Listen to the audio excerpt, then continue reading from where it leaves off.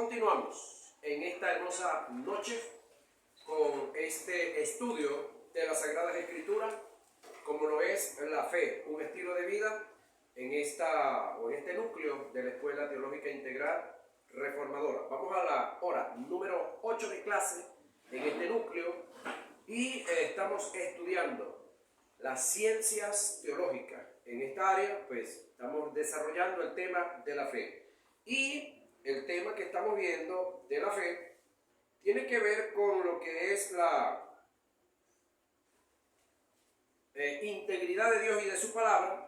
Y en este momento estamos desarrollando la parte de lo que es la persuasión, es decir, la diferencia que hay entre la fe y la presunción. Estamos viendo sobre la presunción, que es del alma, y la persuasión, que es del espíritu. Jamás la fe será fundamentada en una verdad absoluta, jamás la fe que está fundamentada en una verdad absoluta, porque de paso es donde se debe fundamentar la fe. La fe no se debe fundamentar en verdades circunstanciales, sino en verdades absolutas. Puede negar una verdad relativa, es decir, vamos al médico, sí, como hace poco me tocó ir al médico por circunstancias, la palabra circunstancia, algo temporal. Entonces el médico agarra y me lee y me dice, de acuerdo al examen tienes esto y esto. Ok, eso es una verdad relativa. ¿Por qué relativa? Porque está sujeta a cambio. Entonces el médico no es mi enemigo. El médico de repente ve y me dice, mira, tienes los glóbulos blancos casi muertos. ¿Cuáles son los que cuando se dice que tienen cáncer, los rojos muy altos o los blancos muy altos? Ajá, mira, tienes este cambio aquí prácticamente tienes un cáncer. El médico sencillamente me está diciendo lo que está escrito en el papel de lo que el bioanalista le dijo de la realidad que hay en el cuerpo. Eso es una verdad circunstancial. Yo no tengo que ensañarme contra el médico, ni tengo que ensañarme contra el bioanalista, porque ellos sencillamente están cumpliendo con su trabajo y están diciendo una verdad, sí, una verdad ¿qué? Relativa, que está sujeta a cambio. ¿A cuál cambio?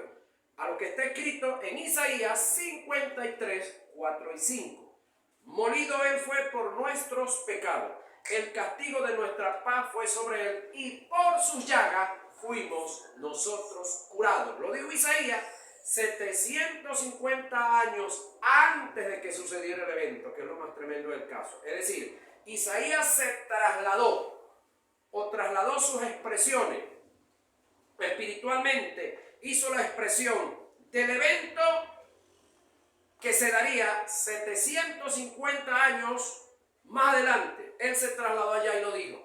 Ahora nosotros acá, 2023 años después del evento, todavía estamos hablando mal del asunto. Es decir, el médico me dice, tienes tal cosa, y yo digo, eso no es así, reprendo al diablo, lo reprendo. No haga eso.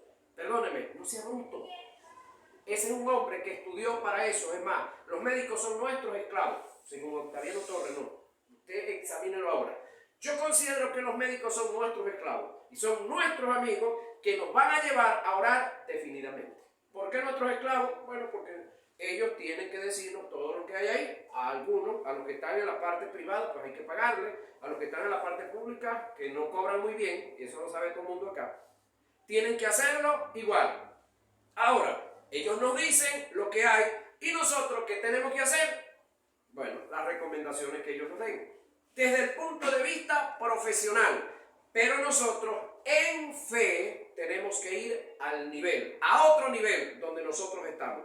Porque ellos conocen una verdad que está patológicamente demostrable. Y de paso algunos dicen que este es otro error de ellos, pero bueno, ese es el error de ellos, no lo comenta usted. Ellos dicen, esto lo vas a tener, María, hasta que te mueras.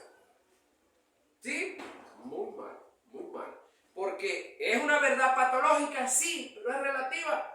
Porque se puede mejorar con la parte médica y Dios, por obra y gracia que ya está dada, puede traer por la fe tuya, depositada en Él y en su palabra, puede traer de lo que ya es una verdad en el mundo espiritual al mundo físico, lo que ya existe, lo que ya es una realidad. Es decir, la sanidad suya y la sanidad mía no es algo que Dios tiene que irlo a fabricar. Ya está hecho. Amén. En el mundo espiritual es una realidad. ¿Qué yo tengo que hacer?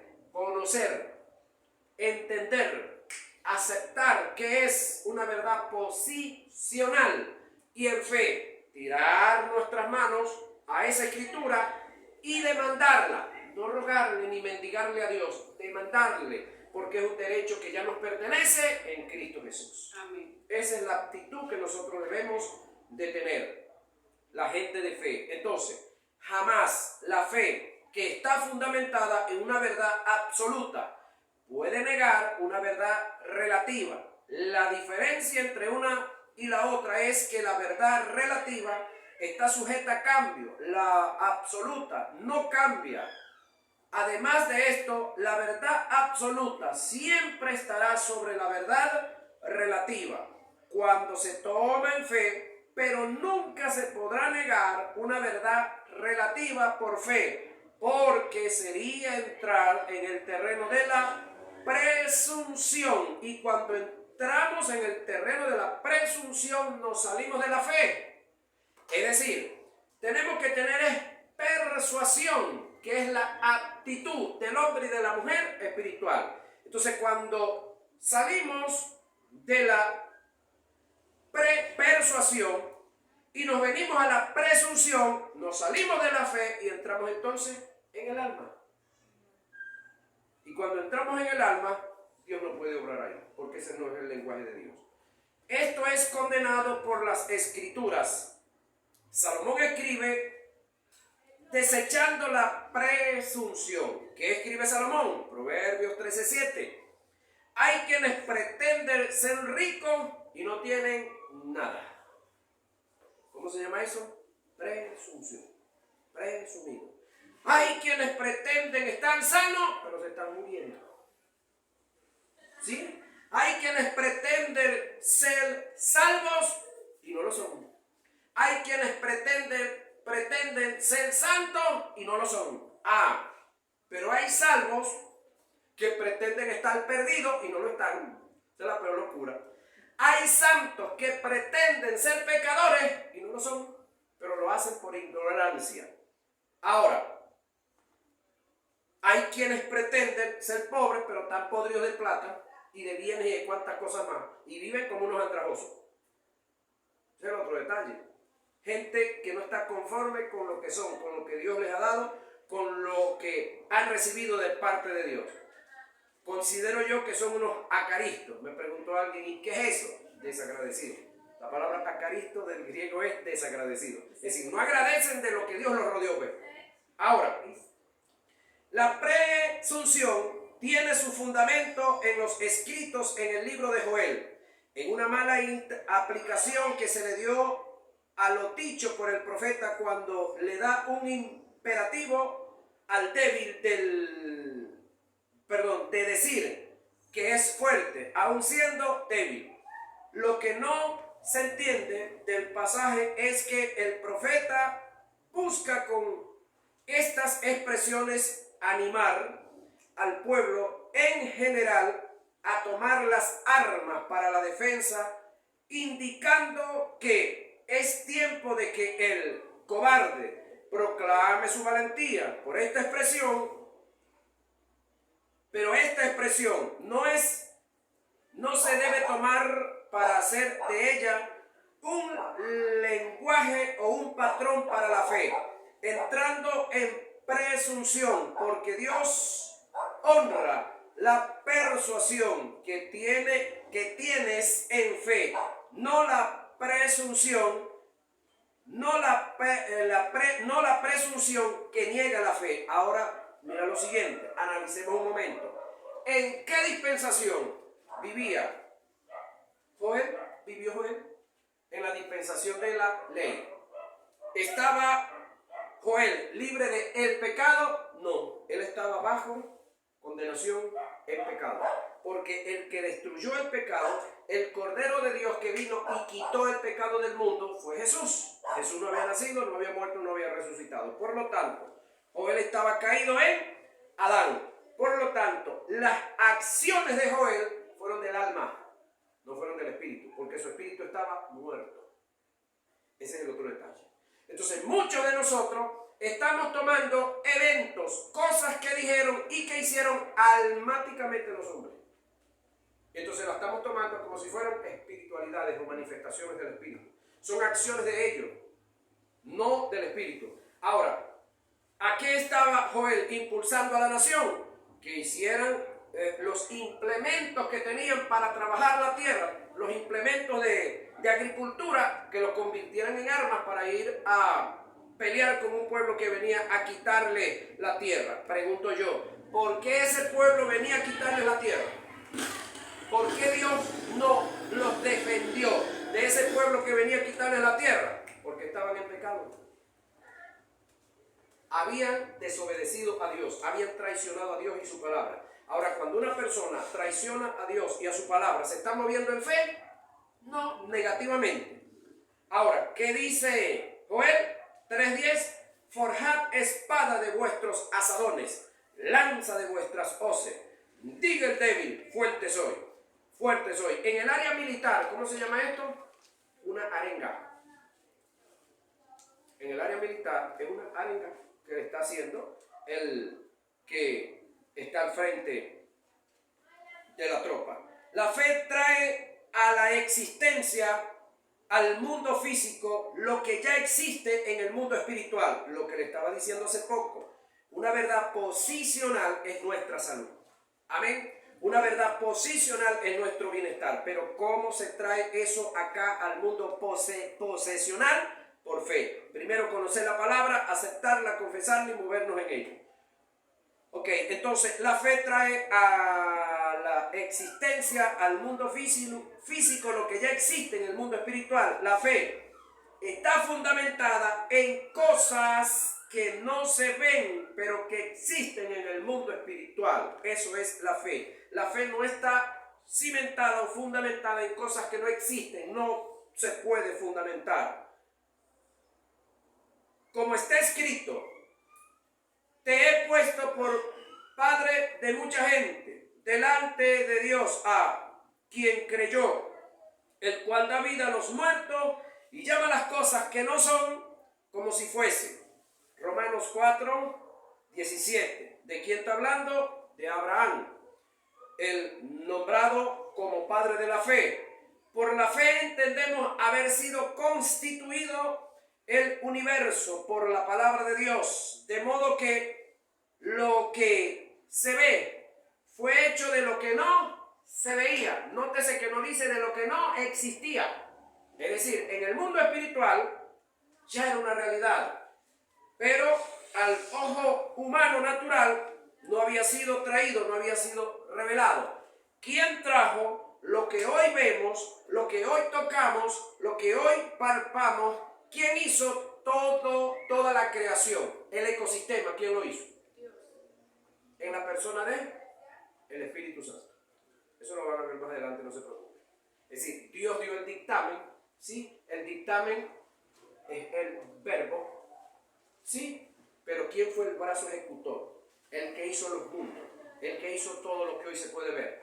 El Espíritu Santo. Los tres actuando en plena unidad, en fe. El depositar la fe en la verdad absoluta de Dios es el tópico que vamos a desarrollar. El depositar la fe en la verdad absoluta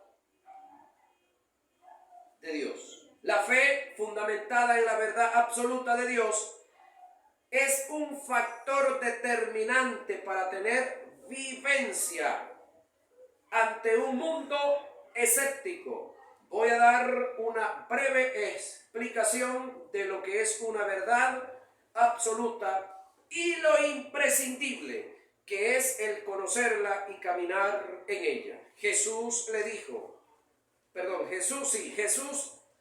dijo, yo soy el camino y la verdad y la vida.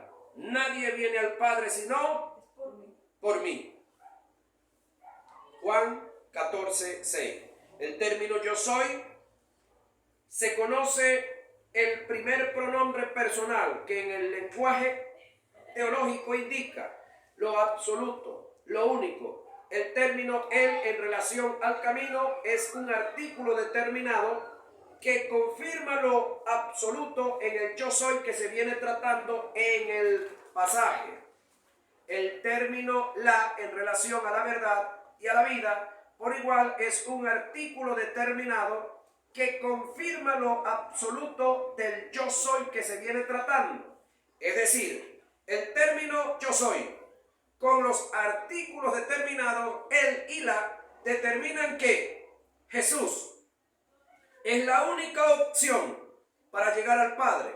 No hay más camino, no hay otra verdad y no hay otra vida, sino Jesús mismo.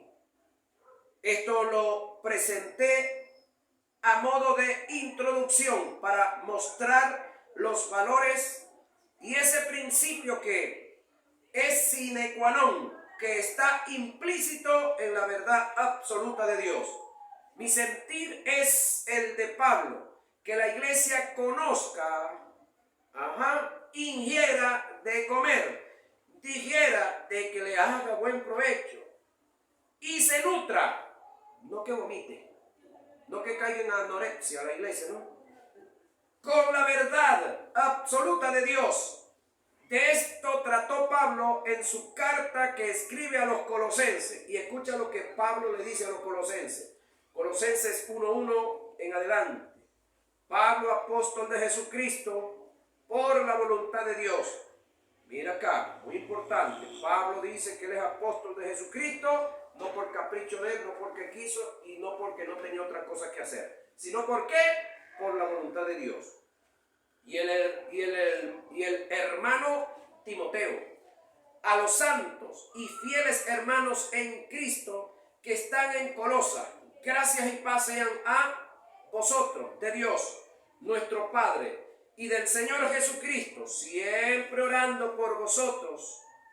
Damos gracias a Dios, Padre de nuestro Señor Jesucristo, habiendo oído de vuestra fe. Escuche esto.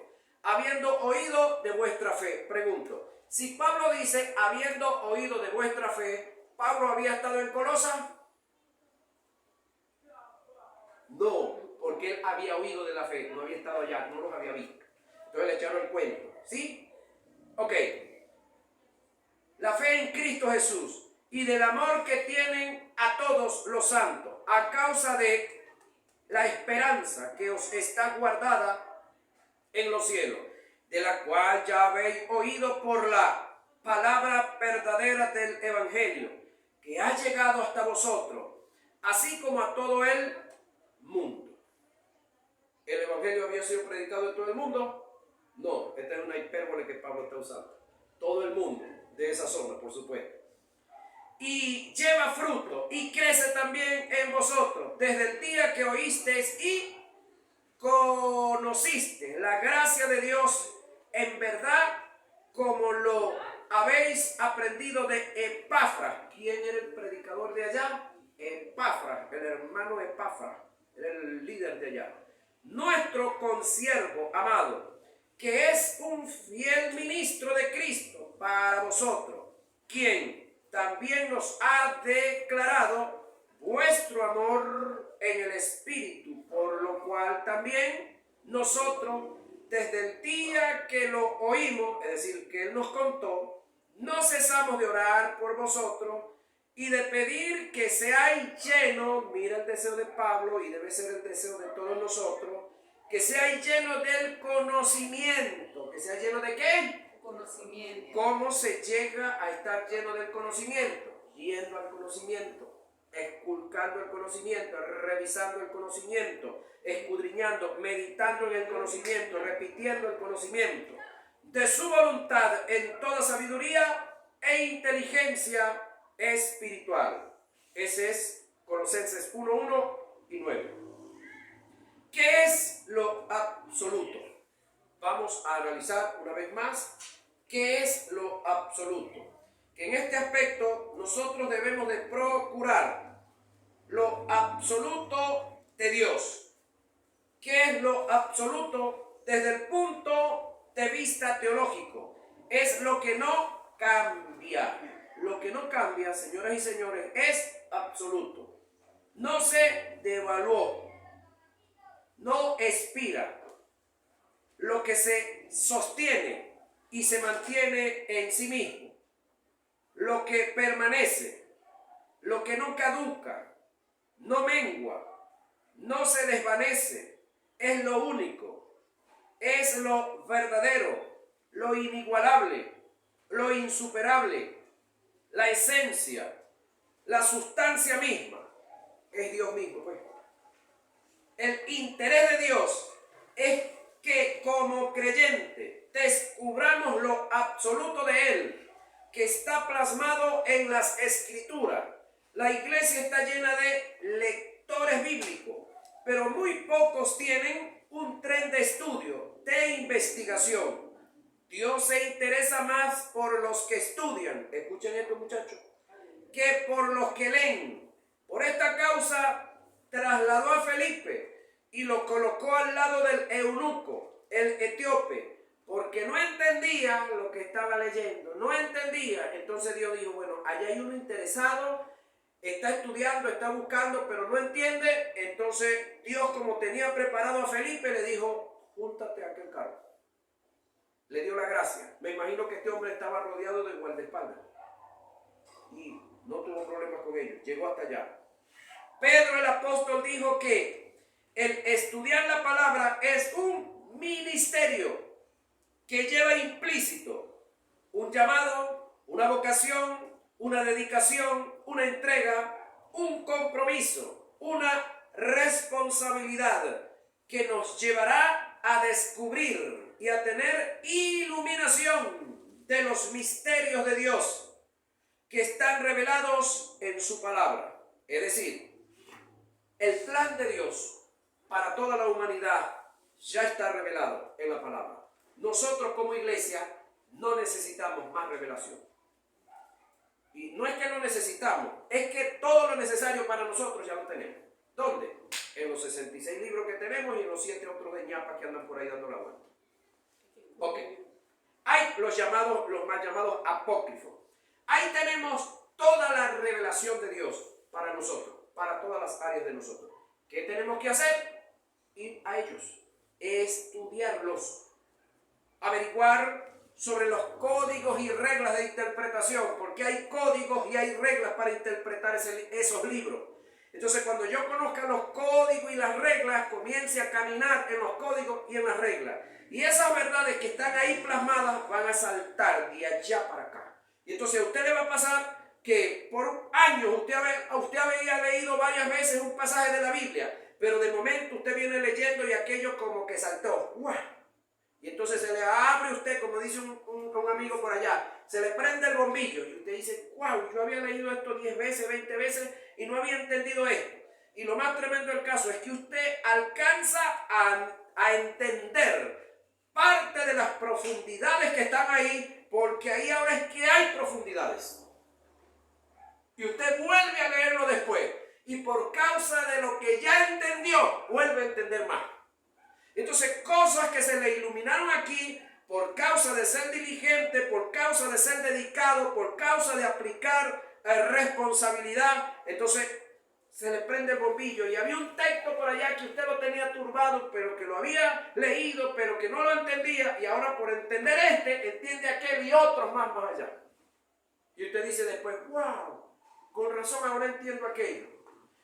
Claro, esto es serio, porque el caso es que después que usted entiende todas estas verdades y esto se le ilumina a usted en su espíritu, eso no se lo quita a nadie. Entonces usted va a pasar a ser selectivo. Usted no va a poder escuchar, y me van a disculpar la expresión que voy a usar del coloquio, usted de ahí en adelante no va a aceptar a cualquier loco predicando. Usted pasa a ser selectivo. ¿Por qué razón? Por ética te quedarás sentado en algún sitio donde están diciendo un poco de disparates y verdades. Por ética te quedarás ahí. Pero sabes que todo lo que están diciendo es desastre. Y bueno, pasarás y dirás, bueno, el día que me entere que Isidro vuelve a traer a ese amigo, pues yo no vengo, porque voy a perder mi tiempo aquí. Sí, pasa. Ahora, es serio. serio, pero te digo que el que se te ilumina en verdades, entonces tú dejas de vivir, pudiéramos decir un evangelio así,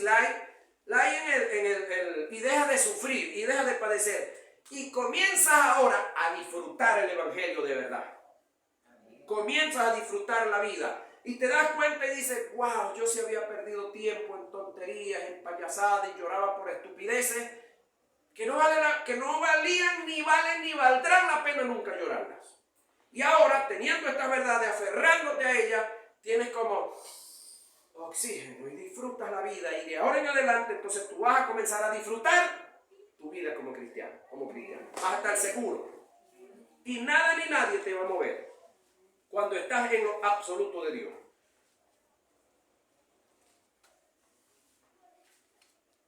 En aquellos días, como crecía el número de los discípulos, hubo murmuración de los griegos contra los hebreos, de que las viudas de aquellos eran desatendidas en la distribución diaria. Entonces los 12 convocaron a la multitud de los discípulos y dijeron, no es justo, los 12, que nosotros, los 12, dejemos la palabra, ¿sí?, de Dios para ir a servir a las mesas.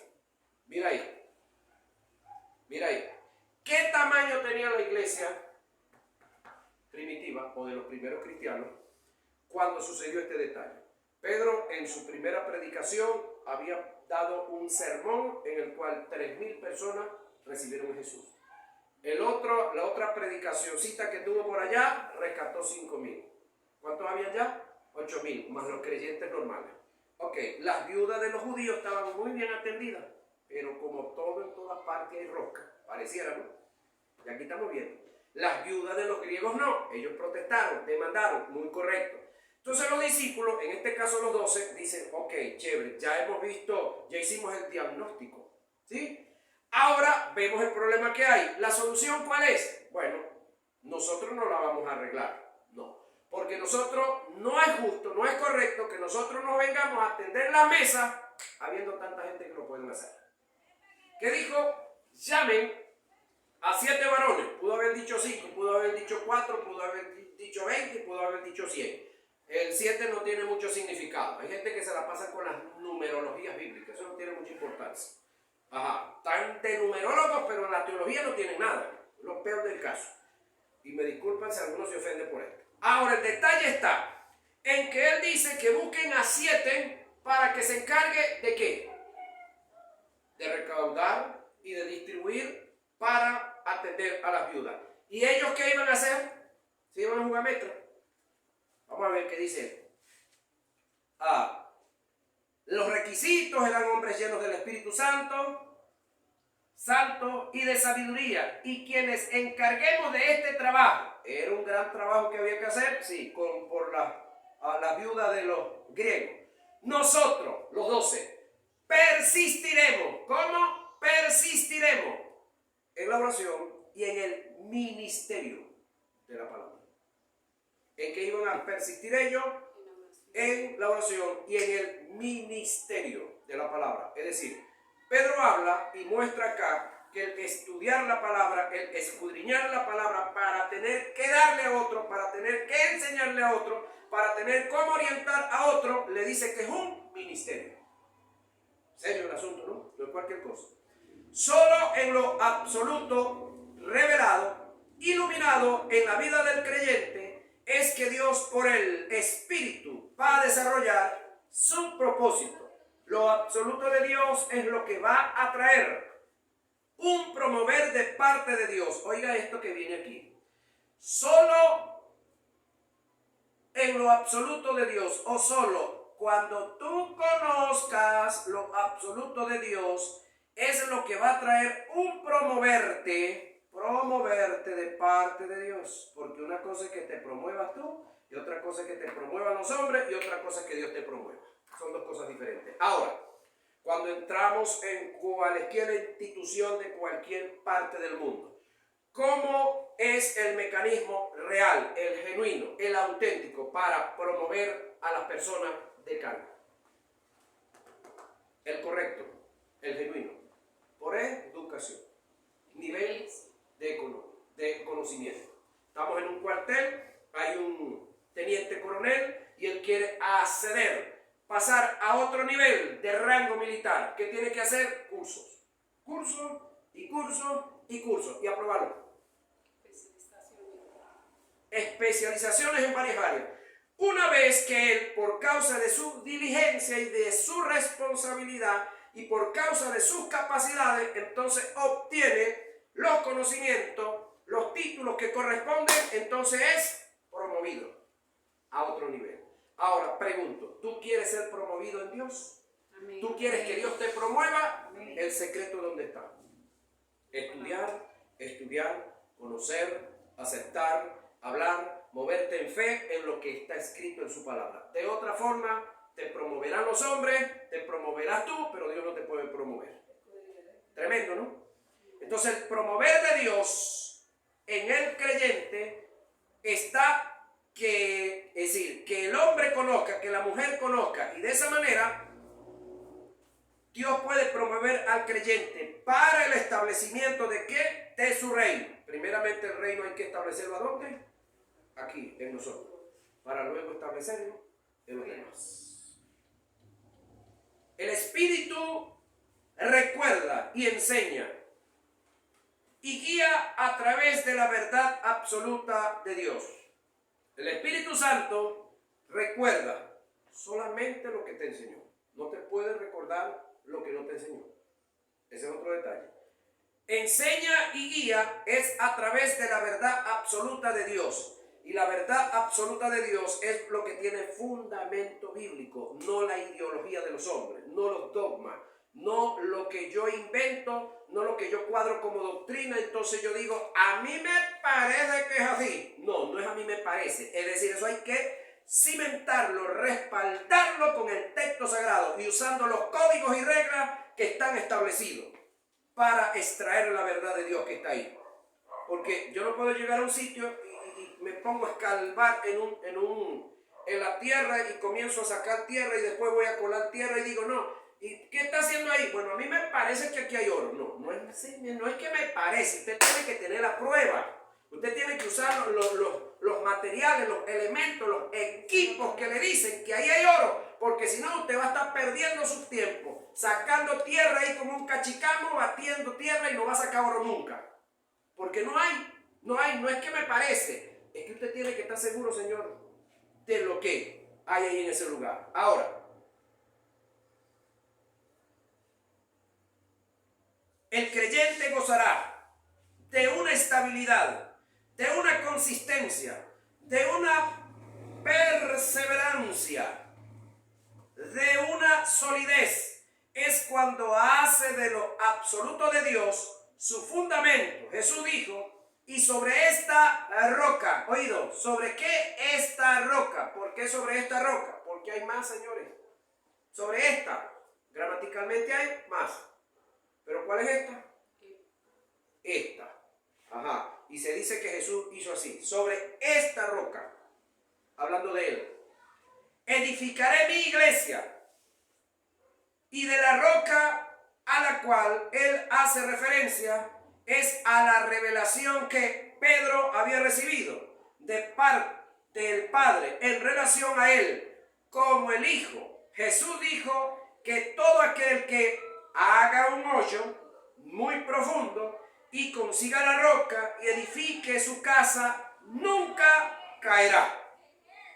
Todo aquel que viene a mí y oye mis palabras, oído, oye mis palabras y las hace, os indicaré a quién es semejante. Semejante es al hombre que al edificar una casa cavó y ahondó y puso el fundamento sobre la roca, y cuando vino una inundación, el río dio con ímpetu contra aquella casa, pero no la pudo mover porque estaba fundamentada sobre la roca. Eso está en Lucas 6, 47 y 48, según el mensaje que presenta el pasaje en su lenguaje figurado. El cavar y ahondar en la arena tiene que ver con la diligencia, el esfuerzo, el compromiso, la seriedad, la responsabilidad, la abstinencia que tiene que ver con la santidad y apartarte para Dios por motivos y en pro a su palabra. Le decía yo a un sujeto por allá en una ocasión, vale la pena vivir en santidad. ¿Sí? Le decía a un sujeto por allá, con mucho conocimiento, con muchas habilidades, por las manos es un artista en el ámbito de trabajo y en el ámbito de la música. Por la boca, un leguleyo, parejo, inteligente en conocimiento, pero en la aplicación, un quedado. Con todo su conocimiento, por ahí anda, de realengo, lamentablemente, pudiendo ser ahorita un gran instrumento de Dios, pudiendo serlo, pero no se guarda en santidad. No se guarda en santidad. Entonces no solamente hay que tener conocimiento, hay que tener dedicación, hay que tener abstinencia de muchas cosas a las cuales hay que decirle no me conviene, no lo debo hacer, puedo hacerlo pero no me conviene, no me edifica, no me ayuda, no me suma, no me tributa, como se dice en el ámbito educativo, para el reino. Entonces por esa razón hay que abandonarla. Entonces el cavar y ahondar en la arena tiene que ver con que tú y yo, por encima de las ideologías, por encima de la filosofía, por encima de la tradición, por encima de todas las ideas humanas, vayamos profundizando en la palabra, hasta llegar ¿a dónde? A la verdad absoluta de Dios. Y fundamentarnos ¿a dónde? En la verdad. No en la ideología, porque Dios no va a responder por las ideologías. No en la filosofía, porque Dios no responde por la filosofía. No en la tradición, porque Dios no responde por la tradición. La roca es la palabra sólida. La casa es la vida misma de cada uno de nosotros. El edificar la casa sobre la roca es hacer de la palabra un estilo de vida. Para que tú te caigas, se tiene que caer Dios, porque Dios es la palabra. Es decir, cuando tú y yo nos edificamos en la palabra, para que tú y yo nos caigamos, se tiene que caer Dios, porque estamos fundamentados ¿dónde? En la palabra. Y al estar fundamentados en la palabra, estamos fundamentados en Dios.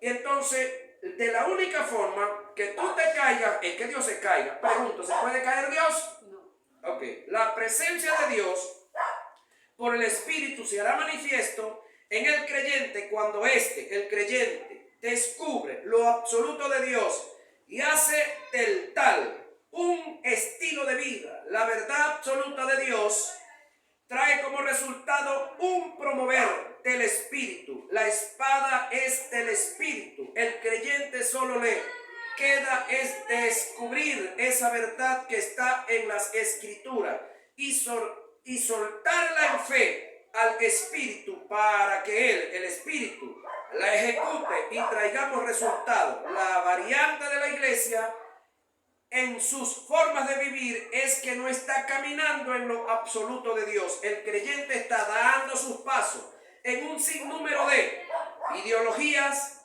filosofías, paradigmas, estatutos internos, tradición, dogma, religión, principios de ocultismo, pseudismo y para ustedes contar. Y todo esto ha traído como resultado las más grandes fragmentación y desorganización en el cuerpo de Cristo, que es la iglesia. Solo el descubrir y caminar en lo absoluto de Dios nos llevaría a ser como organismo una potencia mundial. Si la iglesia descubriera la verdad absoluta de Dios, lo que es absoluto, fuera en función, un cuerpo, un núcleo, que pasaría a ser una potencia espiritual en el mundo, convirtiéndose en una amenaza para las tinieblas. Pero a veces, algunas iglesias son el hazmerreír de las tinieblas. En algunos casos, algunos creyentes son el hazmerreír de las tinieblas y no somos una amenaza para ellos. Si usted le pregunta a hay a un sinnúmero de cardiólogos qué es una cardiopatía. Sin lugar a duda, le darían el mismo y único concepto por la sencilla razón que hay una sola verdad absoluta, patológicamente hablando, en relación al fenómeno. Ahora, ¿qué sucede con la iglesia? O parte de la iglesia. No vamos a generalizar. ¿Qué sucede con parte de la iglesia? Bueno, que la gente cree que existe, esa parte de la iglesia, cree que existe algo que algunos denominan mitiología. Eso no existe. El término teo del griego es Dios, logía es ciencia. Es una sola. Aquí, en Venezuela, en los Estados Unidos, en Europa, en África, en Asia, en todos los países del mundo. La teología es la misma. ¿Qué es lo que tenemos? La teología rodeada de escuelas de pensamiento. Ese es el problema que tenemos. La teología rodeada de escuelas de pensamiento. Entonces, en vez de ser teólogos, somos teólogos. ¿Sí? En vez de ir al fundamento, a la verdad real, nos quedamos entre la arena y las piedritas, no llegamos abajo a la roca. Y por esa razón, somos débiles. Y cualquier persona que nos traiga un cuento bien echado, bien acomodadito, nos vamos atrás de él, porque eso es lo nuevo, eso es la onda, eso es lo que anda ahora. Entonces, salimos de una manera de vivir la vida cristiana y nos metemos en otra y en otra y en otra. ¿Por qué? Porque no tenemos fundamento, somos unos realengos. Porque no hemos cavado hasta la verdad absoluta de Dios. Ese es el gran detalle. Pero cuando usted y yo cavamos y llegamos a lo profundo, a la verdad sólida de Dios, miren, venga el que venga. No, que trae el profeta Ricardo Ramón no sé qué y va a estar allí en la Caruceña, pues no me interesa, yo tengo un compromiso aquí con este grupo pequeño, que haga él lo que va a hacer allá con los de él, yo no ando atrás de los hombres, porque yo ando es en el compromiso de lo que Dios me llamó a hacer y punto. Dios me le bendiga más. Felicidades, comparta esto con todos los demás.